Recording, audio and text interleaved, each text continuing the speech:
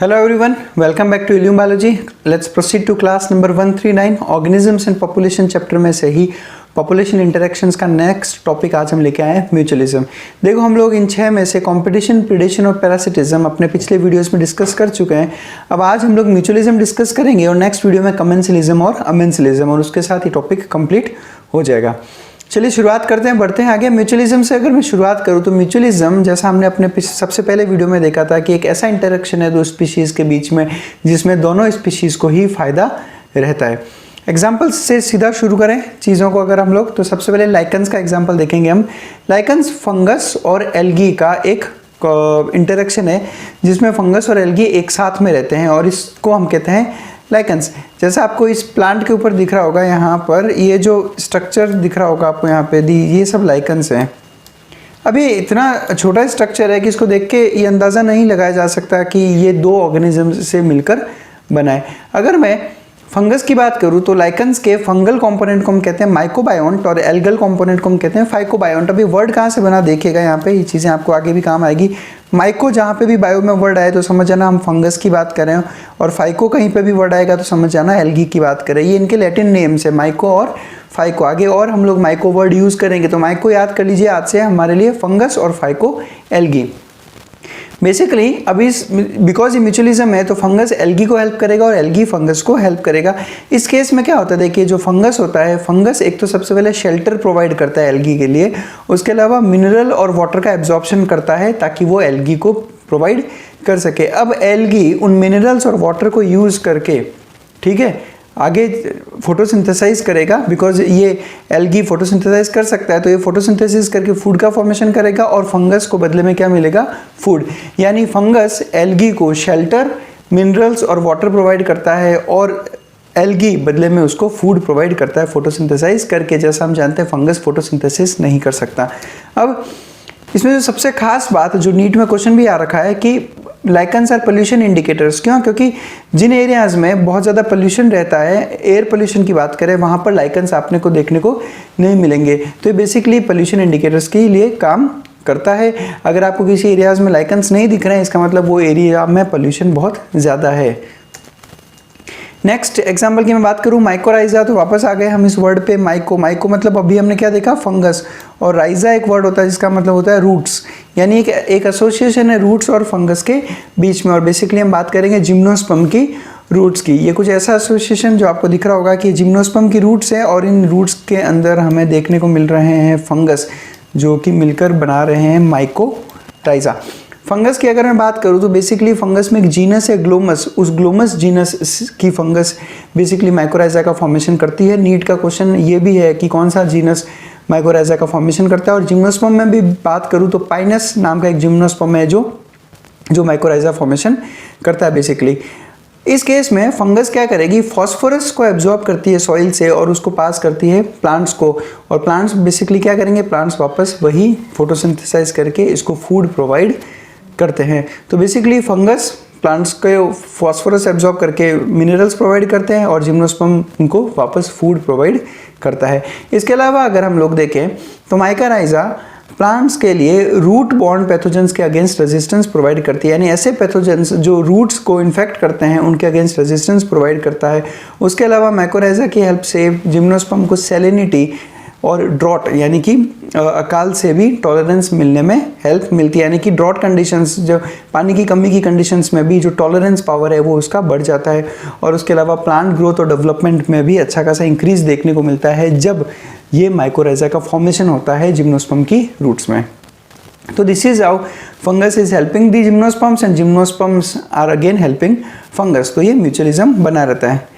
इसके अलावा आपने देखा होगा लेग्यूमिनस प्लांट्स के अंदर पढ़ा भी है, प्लांट फिजियोलॉजी में पूरा मैकेनिज्म दे रखा है कि उनमें रूट के अंदर नोड्यूल्स का फॉर्मेशन होता है। ये इस फिगर में देखो, ये सारी रूट की नोड्यूल्स है और ये बनाती है कुछ बैक्टीरिया जो नाइट्रोजन फिक्सिंग बैक्टीरिया कहते हैं। क्योंकि ये बैक्टीरिया क्या करता है, एटमॉस्फेयर में प्रेजेंट जो नाइट्रोजन है, एटमॉस्फेरिक नाइट्रोजन N2, उसको फिक्स करके नाइट्रेट्स और नाइट्राइट्स बनाता है ताकि ये नाइट्रेट्स और नाइट्राइट्स अब प्लांट्स सीधा अपने लिए यूज़ कर सके।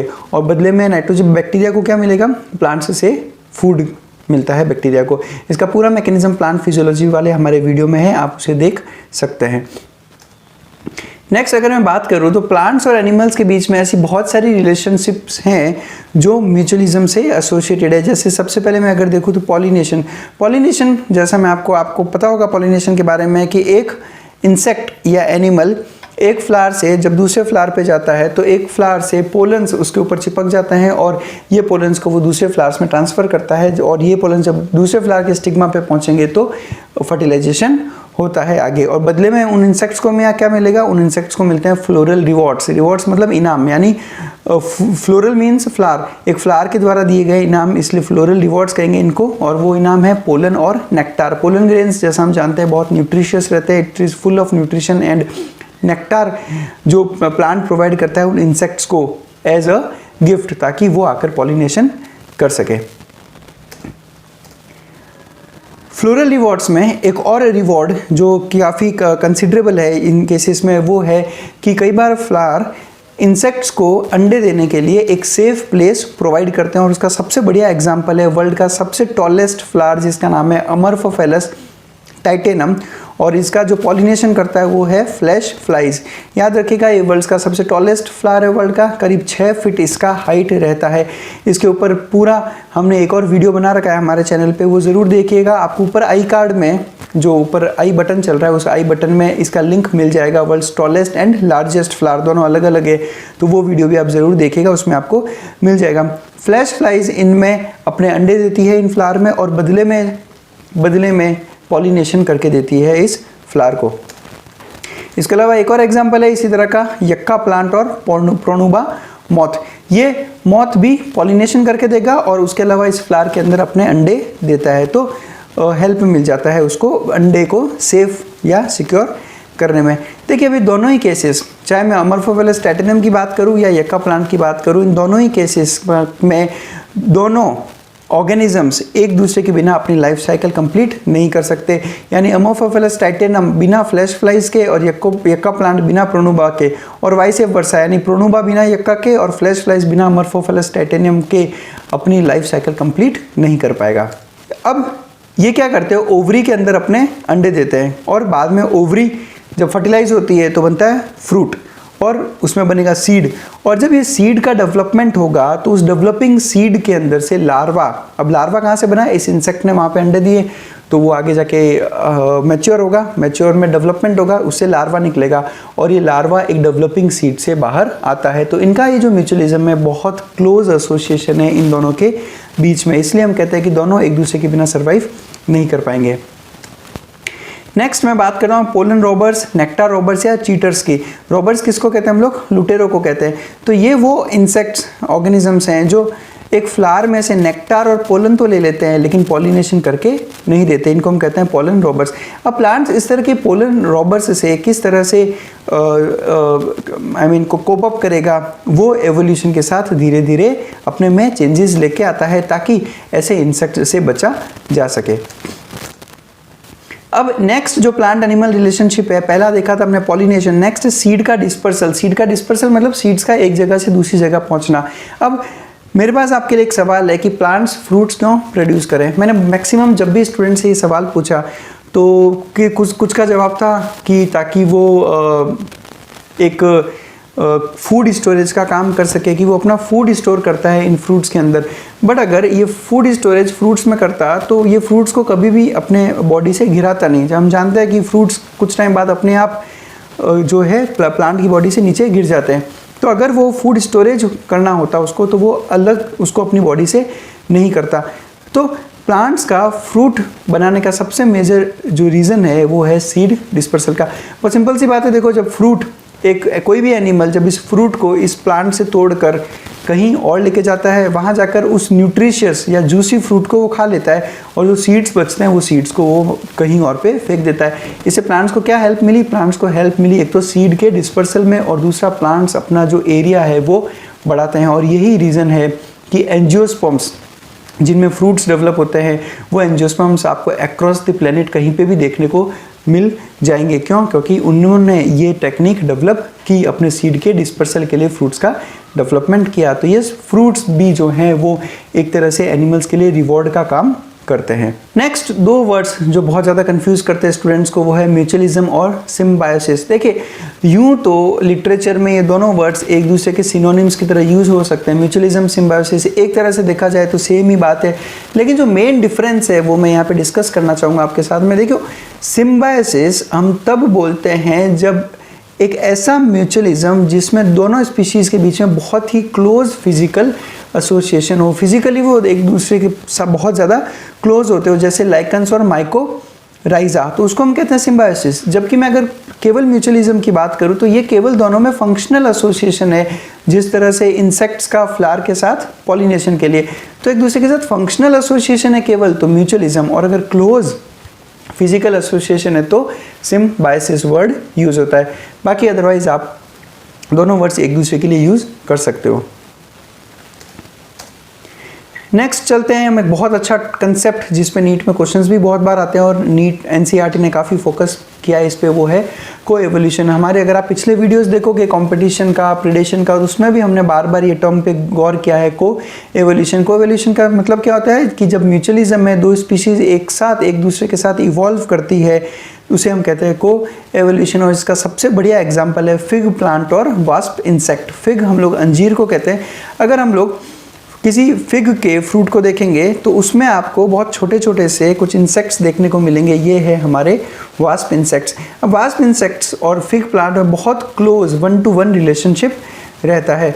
अब इनका इतना क्लोज रिलेशनशिप है कि एक फिग प्लांट को पॉलिनेट करने के लिए एक पर्टिकुलर वास्प इंसेक्ट ही होगा, और ये वास्प इंसेक्ट किसी और फिग की स्पीशी को पॉलिनेट नहीं कर सकता। इसका मतलब कि इन दोनों में जो एसोसिएशन है बहुत ही क्लोज एसोसिएशन रहता है, और एक वास्प स्पीशी एक ही फिग स्पीशी को पॉलिनेट कर सकती है, दूसरे को वो नहीं कर पाएगी। और बदले में वास्प क्या करेगा, वही ये अपने एग लेइंग साइट की तरह इसको यूज़ करता है, और उसके साथ साथ जब सीड्स का डेवलपमेंट होता है उन डेवलपिंग सीड्स में से वो न्यूट्रिशन लेके अपने लार्वा को भी नरिश करता है। यानी एक तरह से ये दोनों एक दूसरे को हेल्प कर रहे हैं। इंसेक्ट को क्या मिल गया, एक तो एग लेइंग साइट और उसके अलावा लार्वा का नरिशमेंट, और फिग स्पीशी को क्या मिल गया, पॉलिनेशन, क्योंकि इसका पॉलिनेशन केवल फिग के थ्रू ही हो सकता है। एक और एग्जांपल देखें इसका सबसे अच्छा, तो वो है मेडिटेरेनियन ऑर्किड, ऑफ्रिस और बीज। ऑफ्रिस एक ऑर्किड की स्पीशी है जो मेडिटेरेनियन एरियाज में देखने को मिलती है, और उसका रिलेशनशिप बीज के साथ में। और इस पूरे प्रोसेस को जो मैं अभी आपको समझाऊंगा उसको मैं एक दो वर्ड में एक्सप्लेन करना चाहूँगा, तो it is a type of sexual deceit, यानी एक सेक्सुअल धोखा है ये ऑफ्रिस और बीज के बीच में। देखो अगर मैं ऑफ्रिस ऑर्किड के फ्लावर की बात करूँ तो इसका एक पेटल जो है बिल्कुल एक बी, फीमेल बी की तरह रिजेंबल करता है, उसके कलर में, साइज़ में, और यहाँ तक कि मार्किंग्स में भी। अगर आप इस फिगर को देखोगे तो इस फिगर में ये देखिए, ये एक पेटल है, लगता है बिल्कुल जैसे एक फीमेल इंसेक्ट की तरह, बट ये फीमेल इंसेक्ट नहीं होके इसी फ्लावर का एक पेटल है। अब मेल इंसेक्ट इस पेटल को देखकर उसको लगता है जैसे ये एक फीमेल बी है, और बाद में वो इस फीमेल बी के पास आकर अट्रैक्ट होकर कॉपुलेशन के लिए ट्राई करता है, कॉपुलेट करता है, जिसके लिए हम लोग वर्ड यूज़ करते हैं pseudo copulation, because it is not true copulation, इसलिए वर्ड क्या यूज़ हो गया, pseudo copulation. Pseudo means false, तो ये एक तरह का फॉल्स कॉपुलेशन है। क्यों, क्योंकि ये कोई फीमेल इंसेक्ट नहीं बल्कि एक पेटल है ऑर्किड के फ्लावर का। और इससे ऑर्किड को क्या हेल्प मिल गया, हेल्प मिल गया कि इसका क्या हो गया, पॉलिनेशन। तो जब ये इंसेक्ट यहाँ पर सूडो कॉपुलेशन करेगा, ठीक है, यहाँ पे सूडो कॉपुलेशन करने के बाद जब ये दूसरे फ्लावर पे जाएगा तो इसने क्या किया, पोलन का ट्रांसफर। ये कुछ इस तरह से इंसेक्ट जो है इसके साथ में सूडो कॉपुलेशन शो करता है। इन दोनों में एवोल्यूशन इतना ज़्यादा क्लोज है कि अगर समझो फीमेल बी का कलर पैटर्न में अगर हल्का सा भी चेंज आए इवोल्यूशन के साथ में, जैसे इस तरफ से तो ऑफ्रिस का फ्लावर और इस तरफ फीमेल बी इवॉल्व होकर उसने अपना कलर हल्का सा चेंज कर लिया, तो ये देखा गया है कि जो ऑर्किड है, ऑर्किड का फ्लावर भी सेम उसी तरीके से इवॉल्व हो जाएगा। यानी अगर इसमें कुछ बदलाव आ रहे हैं फीमेल इंसेक्ट में, तो उसके साथ साथ वैसे के वैसे बदलाव हमें ऑर्किड में भी देखने को मिलते हैं। क्यों, क्योंकि ऑर्किड को पता है कि इसको पॉलिनेट करने के लिए केवल एक यही बी है, और अगर उस बी ने रिकग्नाइज कर लिया कि ये एक फ्लावर है, फीमेल बी नहीं है, तो इसका पॉलिनेशन का जो सक्सेस है वो बहुत कम हो जाएगा। और हो सकता है कि अगर पॉलिनेशन नहीं हो तो ये जो ऑर्किड है उसको भी धीरे धीरे एक्सटिंक्ट होना पड़ेगा। तो दिस इज व्हाट एक्चुअली को एवोल्यूशन मीन्स। तो इस पूरे प्रोसेस को मैं 3 वर्ड से एक्सप्लेन कर दूं। पहला है को एवोल्यूशन यानी साथ साथ में इवॉल्व होना, को एग्जिस्टेंस साथ साथ में इवॉल्व होंगे तो साथ साथ में एग्जिस्ट भी करेंगे, एंड को एक्सटिंक्शन यानी कि दोनों साथ साथ में एक्सटिंक्ट भी हो जाएंगे। दिस इज को एवोल्यूशन। नेक्स्ट म्यूचुअलिज्म का एक क्लासिफिकेशन है छोटा सा, obligate mutualism and facultative mutualism. अगर आपने हमारे पुराने वीडियोस देखे हैं पैरासिटिज्म के तो अब तक आपको ये 2 वर्ड्स ऑब्लिगेट और फैकल्टेटिव काफ़ी फेमिलियर हो गए होंगे। आप ऑब्लिगेट का मतलब होता है कंप्लीट और फैकल्टेटिव मतलब हो गया ऑप्शनल। तो ऑब्लिगेट म्यूचुअलिज्म एक ऐसा म्यूचुअलिज्म जिसमें दोनों स्पीशीज कंप्लीटली एक दूसरे के ऊपर डिपेंड हो चुकी है और ये दोनों एक दूसरे के बिना सर्वाइव नहीं कर पाएगी। जबकि फैकल्टेटिव म्यूचुअलिज्म में ये दोनों एक दूसरे के हेल्प कर रही है बट ये दोनों एक दूसरे के बिना भी सर्वाइव कर सकती है। ऐसा नहीं है कि एक एब्सेंट होगा तो दूसरा सर्वाइव नहीं कर पाएगा। ऑब्लिगेट म्यूचुअलिज्म हमने अभी थोड़ी देर पहले जो एग्जांपल देखा वो ऑब्लिगेट म्यूचुअलिज्म का है। और फैकल्टेटिव म्यूचुअलिज्म जिसके लिए एक और वर्ड यूज हो रहा है प्रोटो कोऑपरेशन। कोऑपरेशन मीन्स एक दूसरे को कोऑपरेट करना यानी साथ साथ में एक दूसरे को हेल्प आउट करने को हम कहते हैं प्रोटो कोऑपरेशन। और इसका जो सबसे बढ़िया एग्जांपल अगर प्रोटो कोऑपरेशन का मैं देखूं तो डेफिनेशन तो ये हो ही गई कि दोनों स्पीशीज को बेनिफिट है लेकिन दोनों एक दूसरे के बिना भी सर्वाइव कर सकती है। देखो ये फिगर आपने बहुत बार देखा होगा, अगर आपने एनिमल क्लासिफिकेशन पढ़ा है तो दिस इज सी एनिमोन जो कि निडेरिया फाइलम में आता है। जैसा हम जानते हैं इसके पास में स्टिंगिंग कैप्सूल्स होते हैं जो अपने प्रे पे ये स्टिंगिंग कैप्सूल्स की हेल्प से उसको वहीं पर मारकर ख़त्म करता है ताकि वो उसको फीड कर सके। और ये है एक हर्मिट क्रैब जो कि एक तरह का आर्थ्रोपोड है। ये हर्मिट क्रैब और सी एनिमोन अपने में प्रोटो कोऑपरेशन रखते हैं कुछ इस तरह से, ठीक है। और ये जो सी एनिमोन है ये हर्मिट क्रैब के ऊपर रहता है। इससे क्या फ़ायदा होगा? इससे फ़ायदा ये होगा कि सी एनिमोन जिसके पास में स्टिंगिंग सेल्स है, ये स्टिंगिंग सेल्स पढ़िएगा आप निडेरिया जब फाइलम पढ़ेंगे तो निडेरिया में नीडोब्लास्ट पढ़े होंगे आपने कि किस तरह से ये नीडोब्लास्ट अपने सामने वाले एनिमल्स को पैरालाइज कर सकता है। और बिकॉज इस पे स्टिंगिंग सेल्स प्रेजेंट है तो हर्मिट क्रैब को इससे क्या मिल गया? प्रोटेक्शन।